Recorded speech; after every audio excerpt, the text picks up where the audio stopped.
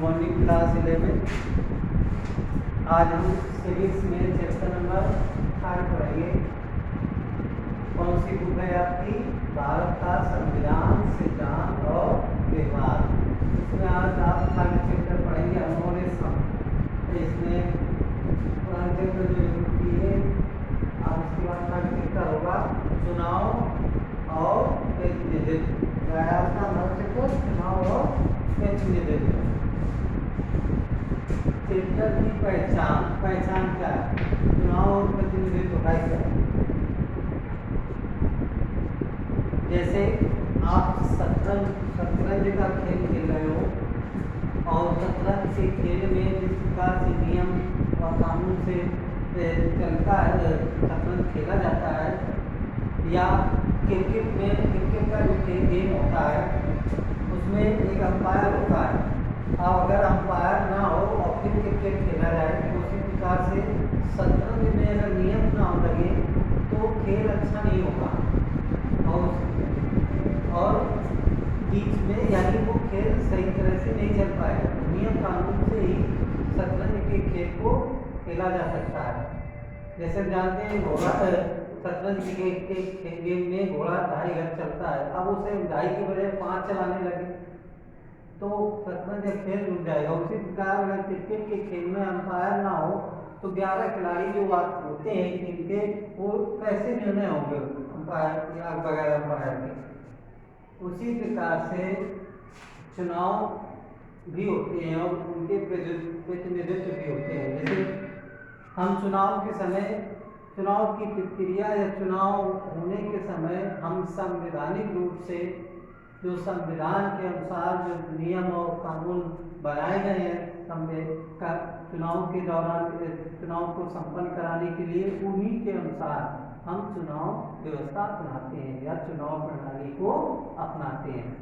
किसी भी देश में हो, जो लोकतांत्रिक देश हैं जहाँ पर संवैधानिक रूप से चुनाव आयोजित किए जाते हैं लोकतंत्र में, तो वहाँ पर संविधान के द्वारा नियम कानून स्थापित किए जाते हैं कि ऐसे चुनाव होने चाहिए, इस तरह से प्रतिनिधित्व लड़ने चाहिए, कैसे प्रतिनिधित्व होने चाहिए, जनता का चुनाव कैसा, जनता कैसे उनका चुनाव करे, कितनी उम्र हो जनता की जो वोट दे। ऐसे बहुत सारे प्रश्न हमें इसके चैप्टर के या हम पहचान जब करते हैं तो हमें ये मालूम पड़ता है कि किसी भी काम को करने के लिए नियम और शर्तें होनी चाहिए, तब हम उस व्यवस्था को अच्छे से कर सकते हैं। अच्छा, ये वही पहचान।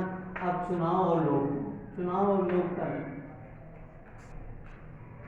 चुनाव होता क्या है या और लोकतंत्र में चुनाव क्या है?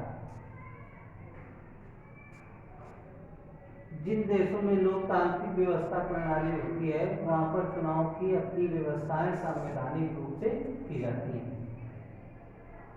और ये भी देखा जाता है कि चुनाव की प्रक्रिया कैसी है, चुनाव के दौरान स्थितियाँ कैसी हैं, या हम संवैधानिक रूप से नियम कानून का पालन करते हैं कि नहीं करते। कहीं हम क्या पाते हैं कि कभी जनता का जो मत होता है लोकतंत्र में, वो किसी एक पार्टी के लिए बहुत ज़्यादा होता है। जैसे कांग्रेस को इतिहास में सबसे बड़ी एक बार जीत मिली थी, 415 सीटें जीती थी वो, जब उसको वोट प्रतिशत लगभग 80% मिला था लोकतंत्र के अंतर्गत। ये आंकड़ा माना जाता था कि हर 5 में से 4 व्यक्ति कांग्रेस पार्टी को चुना। और ये बात है इंदिरा गांधी के समय की बात है, तब उनको इस पार्टी में 415 सीटें मिली थी। इसके उपरांत हम लोकतंत्र में ये भी देखते हैं कि लोग किस प्रकार कैसे लोग चुनाव लड़ते हैं और वोट देने की उम्र क्या है लोगों की, चुनाव व्यवस्थाएं क्या हैं। ये सारी व्यवस्थाएं लोकतंत्र के अंतर्गत आती हैं। चुनाव सही व बगैर किसी विघ्न के संपन्न हो जाए, ये भी लोकतंत्र के रूप में चुना जाता है।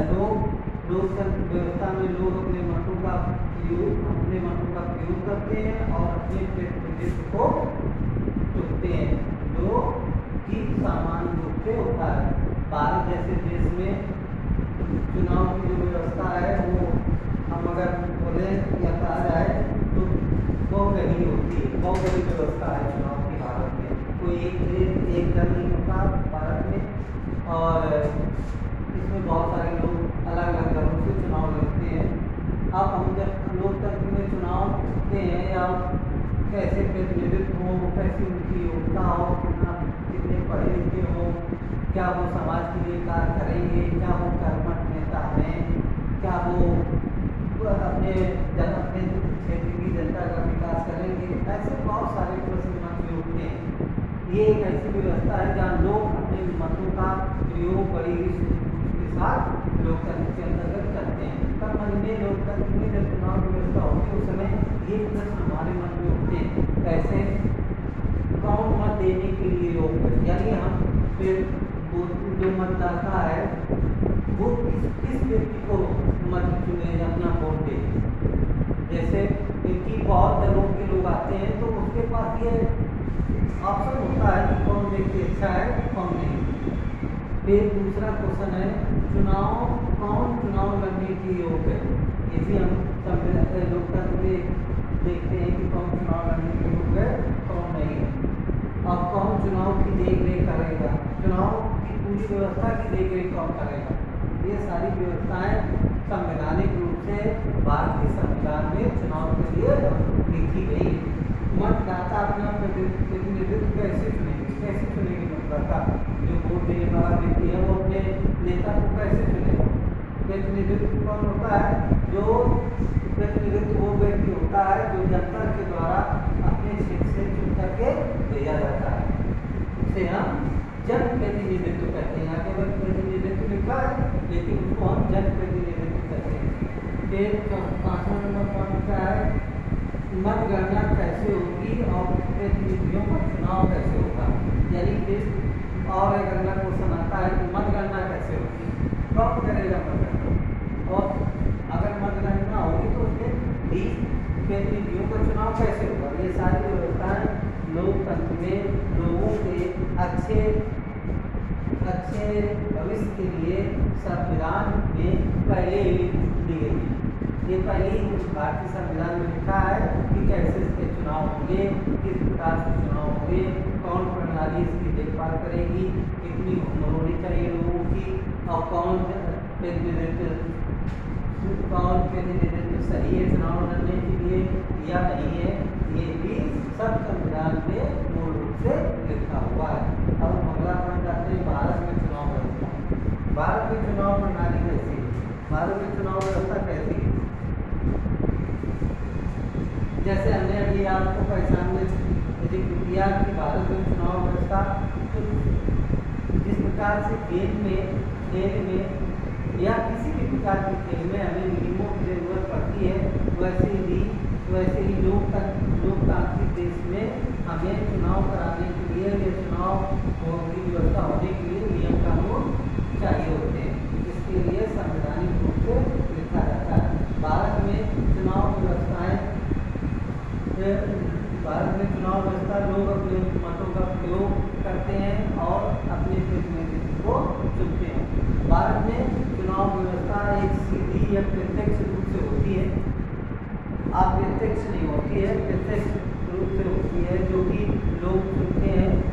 और उसका एक जीता जाता नमूना है, जैसे कि हमारे गांव स्तर में जो चुनाव की प्रणाली होती है, जो सबसे छोटा स्तर होता है चुनाव प्रणाली का, जैसे ग्राम पंचायतें या ग्राम सभाएं, उसका जो चुनाव होता है ये सबसे छोटी प्रणाली होती है, जिसमें वहाँ के लोग, ग्राम सभा के लोग उसे अपने मनपसंद प्रतिनिधित्व को चुनते हैं। और कैसे चुनते हैं, क्योंकि भारत में कोई एक दल नहीं है, भारत में बहुदलीय व्यवस्था है। तो भारत में बहुदलीय व्यवस्थाओं का चुनाव होता है, जिसमें जनता अपने अनुसार या अपने मत के अनुसार उसको चुनती है। भारत में चुनाव व्यवस्थाएं संवैधानिक रूप से लिखे गए नियम कानून पर आश्रित है और उन्हीं के अनुसार व्यवस्थाएं भारत में चलती है, जो कि बहुदलीय व्यवस्थाएं व्याप्त हैं। अब अगर हम बात करें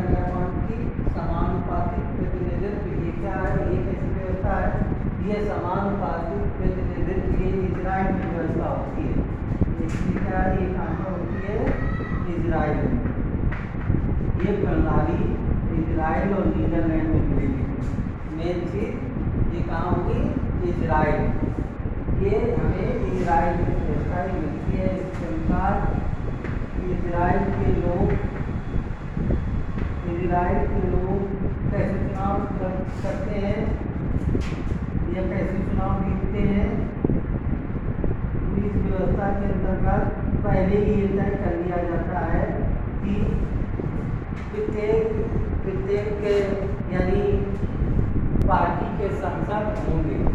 यानी इजराइल में ये पहले ही तय हो जाता है कि प्रत्येक पार्टी के सांसद चुन के आने चाहिए। ये कैसे होगा संभव? ये लोकतंत्र प्रणाली कैसे हो गई? ये लोकतंत्र प्रणाली होकर के भी समानुपातिक प्रतिनिधित्व है। मतलब समानुपातिक का मतलब कि सबका कुछ न कुछ अनुपात होना चाहिए, बराबर होना चाहिए, हर पार्टी से आना चाहिए। भारत में ऐसा नहीं है। अगर जनता ने किसी पार्टी के सदस्यों को नहीं चुना तो उसका एक भी जनप्रतिनिधि नहीं होंगे। लेकिन इजराइल में समानुपातिक प्रतिनिधित्व में सभी पार्टियों के सांसदों को अनुपात रूप में उनको सीटें दी जाती हैं।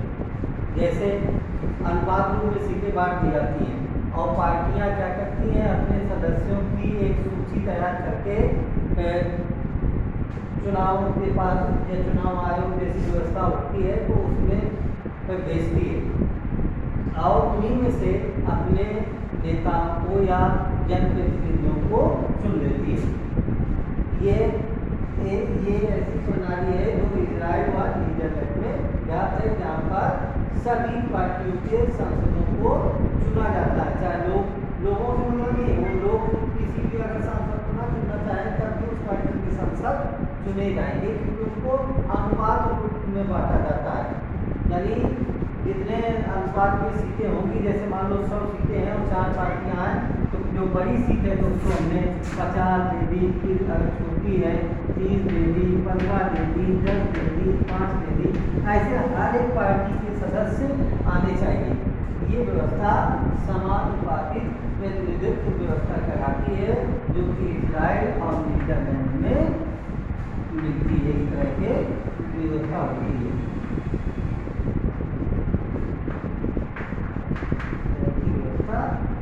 ज्ञात है।